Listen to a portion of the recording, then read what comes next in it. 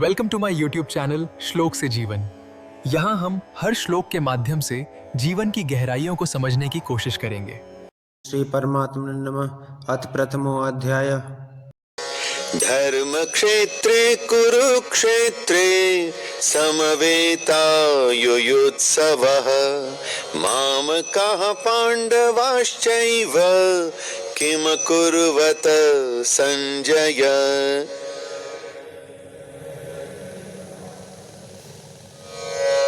गीता के इस पहले श्लोक में धृतराष्ट्र संजय से पूछ रहे हैं, हे संजय, धर्म भूमि कुरुक्षेत्र में युद्ध के लिए इकट्ठे हुए मेरे और पांडु के पुत्र क्या कर रहे हैं।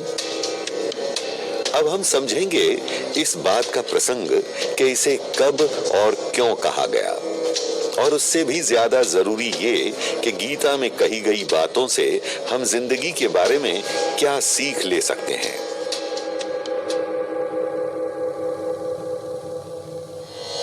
महाभारत की लड़ाई बस शुरू होने को है। दोनों सेनाएं आमने सामने तैनात हो चुकी हैं। एक तरफ हैं सच और धर्म का साथ देने वाले पांडव, और दूसरी तरफ हैं धृतराष्ट्र के पुत्र कौरव, जिन्होंने अब तक छल कपट अधर्म का वो हर रास्ता अपनाया जिससे उनका राजपाट बना रहे। ऐसे में ये लड़ाई सिर्फ पांडवों और कौरवों की नहीं, धर्म और अधर्म की भी है, और ये लड़ी जा रही है कुरुक्षेत्र के, जो कुरुवंश के लिए बहुत ही पूजनीय धार्मिक स्थान है, वहां पर। ऐसी पावन धर्म भूमि पर अधर्म का साथ देने वाले हैं उनके पुत्र। ये बात धृतराष्ट्र के लिए बहुत ही बेचैन करने वाली है। वे जानते हैं कि पांडवों के साथ सत्य है, धर्म है, भगवान कृष्ण है, पर मन की उस लालसा का क्या किया जाए जो ये कहती है कि अगर कौरव ये युद्ध जीत गए तो धृतराष्ट्र और उनके पुत्र दुर्योधन का राजपाट बना रहेगा। धृतराष्ट्र आंखों से नहीं देख सकते थे, पर पुत्र मोह और राज्य की लालच ने सालों पहले उनके मन को भी अंधा कर दिया था। हर बार जिस लालसा के चलते वो अपने पुत्रों को सही रास्ता दिखाना टालते रहे, आज उन्हीं पुत्रों की जान दांव पर लगी है। अफसोस, अब लौटा नहीं जा सकता। हे संजय, धर्म भूमि कुरुक्षेत्र में युद्ध के लिए इकट्ठे हुए मेरे और पांडु के पुत्र क्या कर रहे हैं। मन में खोट हो तो आवाज में चिंता भी स्वाभाविक ही है।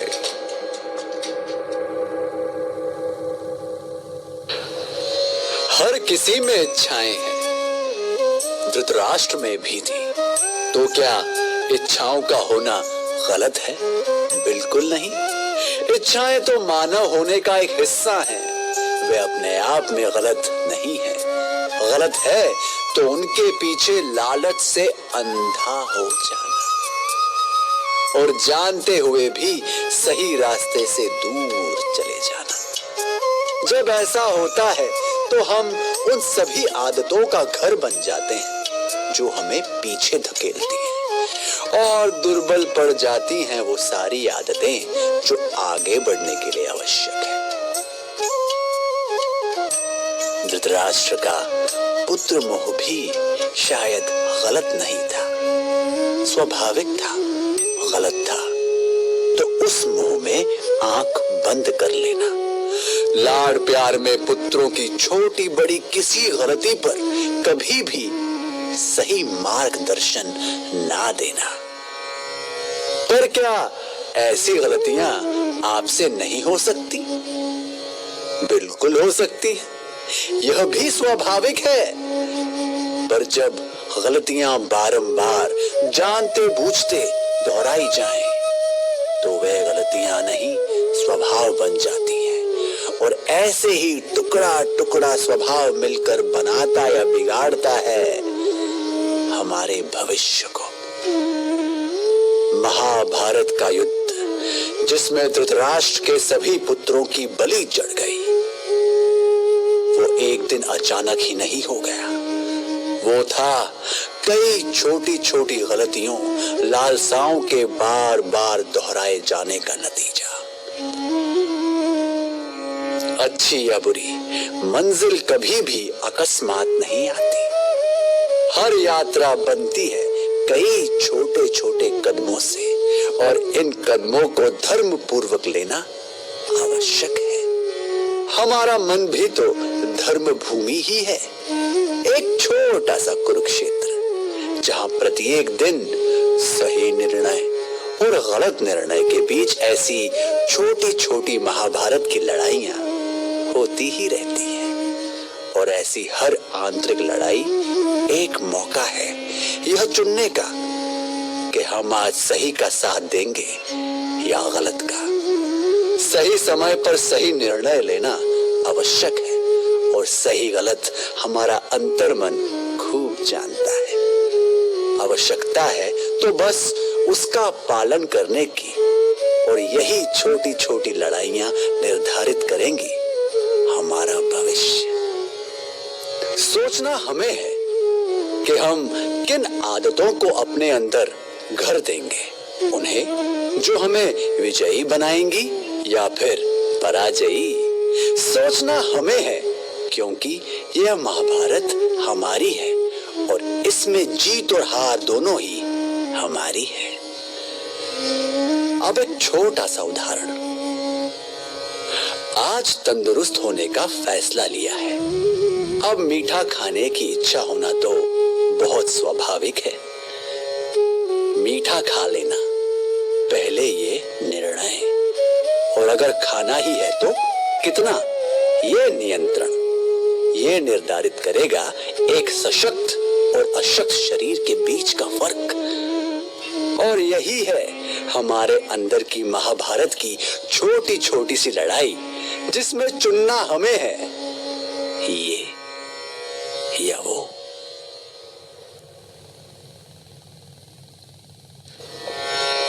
क्या धृतराष्ट्र के लिए पुत्र प्रेम गलत था?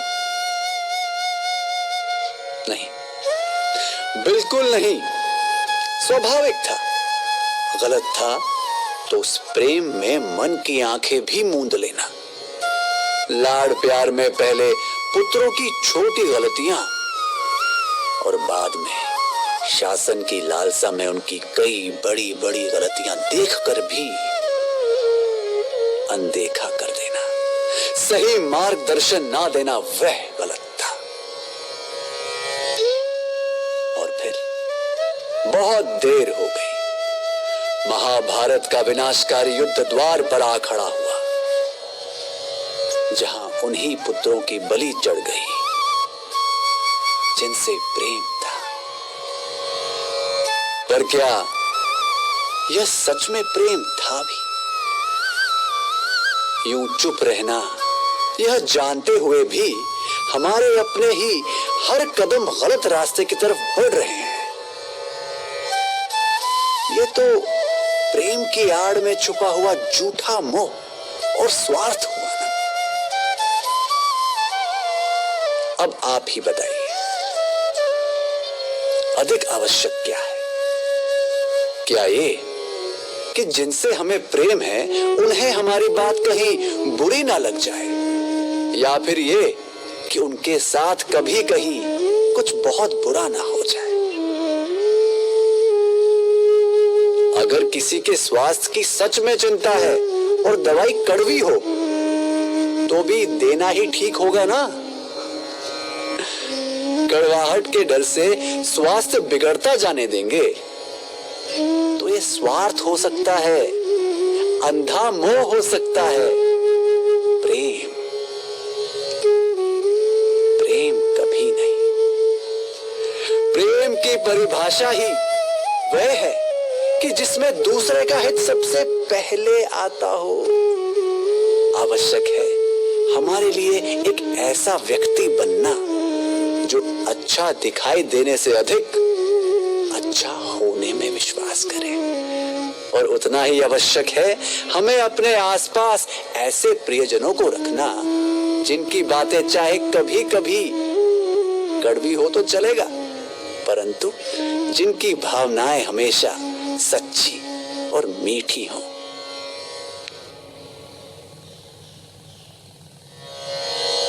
धृतराष्ट्र के मन ही मन बस यह आशा चल रही है कि काश पांडवों का मन बदल जाए और वे इस युद्ध से पीछे हट जाएं। और ऐसे में कौरव निर्विरोध ही जीत जाएंगे। परंतु एक बड़ा डर है कि कहीं कौरवों ने ऐसा कर दिया तो, अगर वे पीछे हट गए तो। डर स्वाभाविक है। उन्होंने ऐसे पावन धार्मिक स्थान पर अपने पुत्रों को अधर्म की लड़ाई लड़ने जो भेज दिया है, पर अब तो बहुत देर हो चुकी है और ऐसे में खोखली आशाओं के सिवाय और डर के सिवाय कोई रास्ता नहीं। किसी भी मुखिया के लिए कितने दुर्भाग्य की बात है कि लड़ाई सामने हो और मन में हो साहस के बजाय शंका। व्यवसायिक जीवन में हम भी एक मुखिया ही तो हैं, चाहे औरों के या स्वयं के। हमारे सामने भी कई लड़ाइयां आएंगी और मैदान में हमारा साहस इस बात पर निर्भर करेगा कि लड़ाई लड़ने की हमारी वजह कितनी सच्ची है। जहां सच है वहां डर कहां। और सबसे महत्वपूर्ण बात, लड़ाई कभी अकेले नहीं जीती जा सकती। हमें आवश्यकता है कि आसपास हम ऐसे लोगों को साथ रखें जो हमें सलाह दे सके, जो सच में हमारा अच्छा चाहते हो, ना कि हमारे सामने केवल अच्छा दिखना। ऐसे हितैषी मिल जाएं तो बिना किसी अहंकार के उनकी सलाह को सुन लेने में हमारा ही हित है। धृतराष्ट्र ने ऐसा कुछ नहीं किया। तन की आंखें तो बंद थी ही, अपनी अंतरात्मा की आंखें भी मूंद ली। कान में पड़ने वाली सारी सलाहों को अनसुना कर दिया। अब महाभारत का युद्ध सामने है और डर और शंका दोनों का जोर